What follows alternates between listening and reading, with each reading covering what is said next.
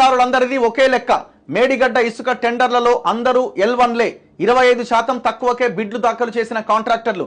Ton loading అంచనా ఖర్చు 97 రూపాయలు, కానీ 72 రూపాయలే చాలు అన్నారట. ఎందుకు చాలు అన్నారు? కమిషన్లు వస్తాయి కాబట్టి. ఎంత దుర్మార్గం చూడండి. అంటే అసలు టెండరు వాల్యూ కంటే తక్కువగానే వీళ్ళు ఇంకా టెండర్ వేసిరట.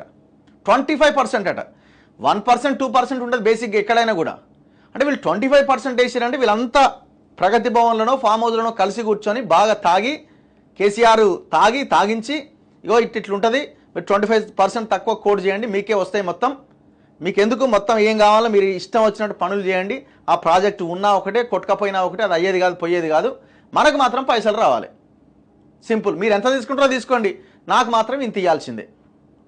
50-50 చలో సార్ కాదే రెడీ అయింది, అది కొట్టుకపోయింది. ఇట్లా మొత్తానికి కాళేశ్వరంలో